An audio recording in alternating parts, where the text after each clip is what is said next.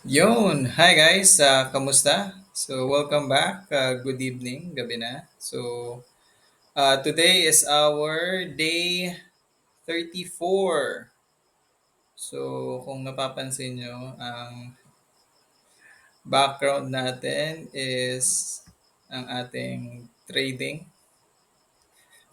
So, nagkaroon tayo ng konting pondo. So, ayun, we're trying to balik sa ating um, journey in terms of trading. So, nagbabaka sakali ulit. So, while waiting for trade na pinasok natin. So, gusto ko lang pag-usapan natin na this is all about this one is all about yung tinatawag na facing the fear of failure as a man. So, alam nyo, sa sobrang bigat ng pressure na yung maging successful bilang isang lalaki, pero ano nga ba yung nangyayari kapag takot tayo sa pagkabigo? So sa video na ito, tatalakayin natin yung mga tunay na ano ba, yung nararamdaman ng mga lalaki like yung takot, pressure at kung paano natin mahanap ang lakas sa pagiging yung tinatawag na vulnerable, no? So sa panahon ngayon, iba na ang expectations sa mga lalaki. Parang kailangan palaging matatag, laging successful, at laging may control. Pero ang totoo, ang pressure na yan minsan nakakabigat sa mental health natin ng mga kalalakihan. No? Ang takot sa failure ay galing sa mga norms na sinasabihan tayo na hindi pwedeng magpakita ng kahinaan.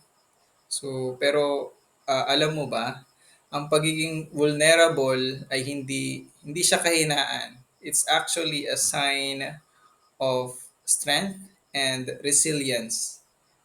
Yung mga totoong lalaki kayang harapin ang takot nila at maging totoo sa sarili.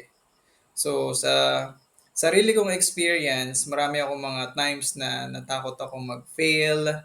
Minsan natigil ako sa paggawa ng decision dahil sa takot na yung tipong baka hindi ako magtagumpay. Pero natutunan ko na ang failure ay parte ng journey. So kailangan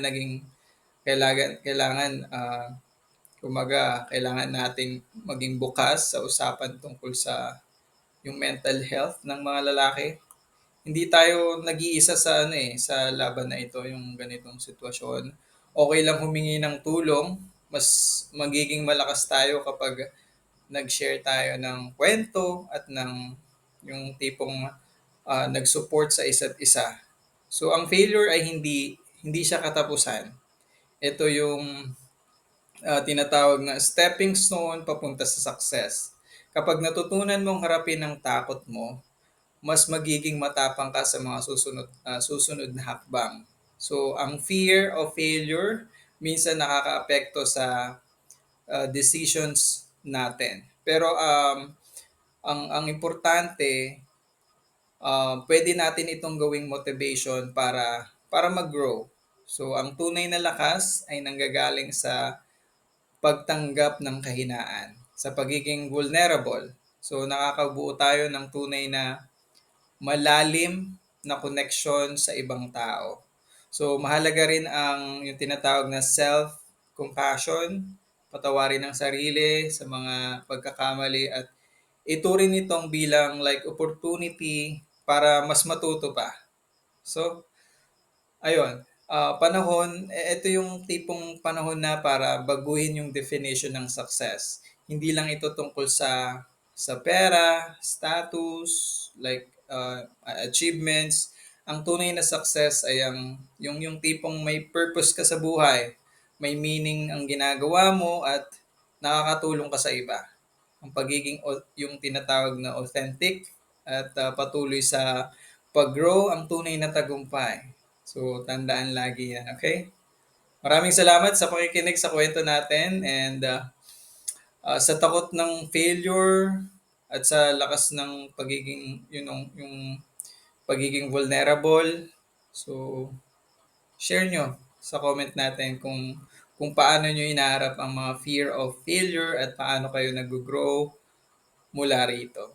So, maraming salamat. Don't forget, like lang, subscribe. This is our channel, Londo Broke, okay? So, kita-kits tayo sa next video and stay strong, stay real, and of course, keep grinding. See you.